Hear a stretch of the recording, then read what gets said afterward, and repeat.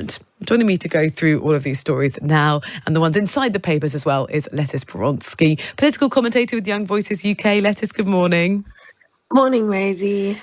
Some of the papers, they're not the majority, are saying this is a spiteful stitch-up. Is it? I mean, you can already see across all of the front pages this huge variety and division of opinion that we're seeing first and foremost. We know that Boris has this incel, essentially, of very loyal followers behind him who do seem to have a huge amount of clout and influence within it. But is it a stitch up? I mean, Boris Johnson's obviously going to say this. His loyal followers are obviously going to say this. But realistically, no. We know that Boris is a liar. He has lied previously. He got fired from a job in journalism for lying. He's lied about affairs before. This is sort of within his characteristic traits. I think the damage being done here, though, is that it is being seen as dividing the government once again. We seem to have gone back to the time of Partygate, where we had scandal after scandal continuously under Boris Johnson. And realistically, this is just not what Rishi Sunak needs right now. Rishi Sunak is having to deal with it, and from the side, he's taken a very cautious approach, hasn't he? Not sort of treading his foot too much into the sort of the melee of all of the sort of arguments and shouting. But he was more robust last week, and sort of his approach is interesting. There's a comment piece from Ian Martin in the Times today that's talking about Boris Johnson and saying Boris Johnson sees the truth as a silly detail for lesser mortals, and talks a little about the different approach that Rishi Sunak's taken. What did you make of the analysis?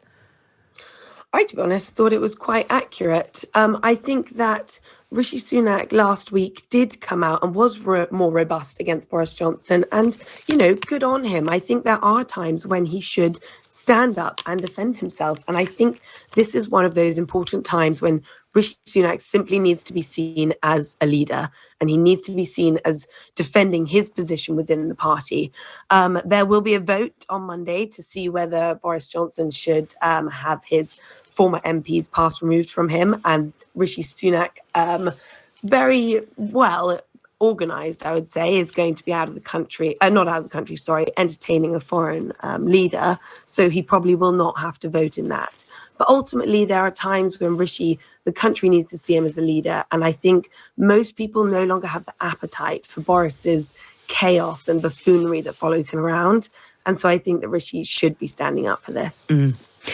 Let's change tack, shall we, and start looking at the life of students, and particularly what happens after they've graduated. There's lots of the papers reporting on this morning about the amount that the student debt has reached, a record high, £205 billion in England. That's quadrupled since 2012. Lettice, what do you think is going on? It's so expensive to go to university, and then when you've finished and you've got your degree, people are then stuck with record high repayments. Yeah, this story, it's so awful. I find it so infuriating. I myself and so many of my friends have debt that's almost around £50,000 for some of us. And I think it's something that people take on at a time in their lives when they don't truly understand the consequences. Unfortunately, we live in a world where you need to have a degree to get into so many jobs out there. And I think this is just wrong. I think it's turned into a sort of scam. When you do go to university, it's not necessarily to learn anymore. Obviously, you are there learning as you go, but the end game is to get that degree, to get that piece of paper, so you then can progress onto the next stage of life and get a job. But now when you come out of university, myself included, you are now shouldered with an added economic pressure, financial burden at a time when the cost of living crisis is causing so many issues for young people. And really, I think if the Tories want to win over some young voters, bringing down interest rates on student loans will be a surefire way to start. Yeah, from September, new students are going to see the student loan repayment period extended from 30 to 40 years before it's being written off. And also the threshold at which graduates start repaying their loans is being reduced from what's currently now about £27,000 to £25,000. So that is actually quite the opposite is happening. It's going to become more challenging to pay these back. Yeah, I mean that they're clearly going in the wrong way. What happened to the Conservatives who were meant to be kind of low tax and helping people? This is not going to be a way to win over young voters at all. And quite frankly, this has all started really back from when Tony Blair promised to send half the population to university. I think we should be putting so much more of an emphasis on apprenticeship schemes and getting people working into jobs that directly then correlate to what they want to do in life. I myself studied history in German at university. I absolutely loved it. I'm not putting anything against going to university, but ultimately with that degree, I could really go into any job that I wanted from there. And that's why I think the issue is we need to have university as a space for people who are training to be lawyers and doctors and who need the fundamental learnings before they go into the working world, not just to go there to drink a lot and to meet new people and to have it as an experience, but not one that doesn't further your education. Well, in the comment pages of the Times today, Emma Duncan's writing, and she says, we should cheer the decline of humanities degrees. Why so? Well, I think she's more speaking to what I was saying just then, being that there is such a, one, financial burden on young people as they come out, and two, you can essentially do so much more with that 3 years or 4 years that you might be spending in university to really learning the working world as such. Because when you're at university, it's not like being in a real job. University only went to, I think, about 9 to 10 hours of lectures a week, which in the grand scheme of things is nothing. You have so much free time around that where you aren't really doing that much. And so we just need to change the focus and the priorities around why people are going to university, and not just so they can get that piece of paper at the end. Inside The Guardian, Lettice, there's this report. MPs urge the government to set out its plans to protect households from high energy bills next winter. They say about 1.7 million people have been left waiting too long to receive previous support. What do you think of the government's sort of help and support there has been over energy bills? Do you think it's been sufficient? I think from my standpoint, it has been beneficial to receive the £400 towards my energy bills, but I think they've handled it entirely wrong. You know, we should not be having blanket support for everyone, because realistically, there are people in this country who can afford to pay their energy bills, and there are much more vulnerable people who cannot afford to pay their energy bills.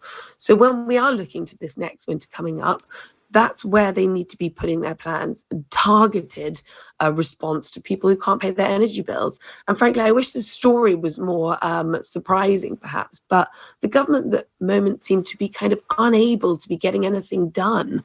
And when we look at this article in The Guardian, it says that there were some people who have been living on boats or in park homes who only became eligible for this energy bill support scheme in late February. I mean, that's past the time when they would have needed it most. So really, a lot needs to be done. Excuse me, sorry. A lot needs to be done for this coming winter. The government said millions had received help within weeks, and that 83% of energy bill support vouchers had now been redeemed. But this report is sort of from the Public Accounts Committee, just highlighting where schemes maybe missed some of the most vulnerable people. Harry and Meghan. Sometimes I'm sort of loath to bring up this couple on the programme because they are so polarising. Spotify's ended what was a pretty lucrative deal with the couple to produce podcasts. The couple themselves have said that they're ready to go into a sort of a new era now of less about explaining and more about reconciliation. What do you think's really going on? Honestly, I think this can only be possibly seen as a good thing. You know, we cannot continue to be enveloped in the sort of soap drama that is Harry and Meghan's life. And as long as there are these more book deals, whether there's Netflix deals on the table, Spotify deals, the longer that this drags on.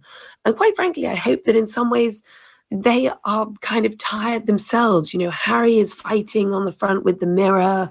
They're fighting and not speaking to the royal family at the moment. They seem to have been fighting in New York recently with the paparazzi. I mean, their lives must be exhausting. And frankly, they just need to move on. We all need to move on from this sort of psychodrama that's been going on. Yeah, well, apparently it was a joint statement. They'd mutually agreed to part ways. Spotify confirmed it wouldn't be renewing Meghan's podcast, which ran for 12 episodes. Did you listen to any of them? I can't say I did, to be honest. I honestly, as we were saying just before, I'm just not interested in this story anymore. It needs to finally move on. And finally, we are, of course, listening to Early Breakfast, people who get up earlier than perhaps the majority of the population. But I think there's a bit of pride of sort of waking up early and getting the most out of the day. Staying up late, it turns out not that great for you, but it's not because you're staying up late. It's because of the type of activities that people are doing while they're up late. Yeah, so this is saying that when you're staying up late, you're more likely to be smoking and drinking. And so, maybe that is true. If you are staying up late, you're going out and you are smoking and drinking. But I don't think it's very surprising at all that smoking and drinking has a negative impact on your life expectancy. This is perhaps known. So I'm not really as confident in the correlation between staying up late and that having a earlier life expectancy. Because really, we already knew that smoking and drinking would have negative effects on your health. Yes, it would be unusual if you started both of those activities at 5 o'clock in the morning, 5 p.m. I think would be a little bit more socially acceptable. Lettice, thank you so much. Lettice Bromovsky, political commentator. Really appreciate your time going through the papers, which are undeniably dominated by pretty much one thing.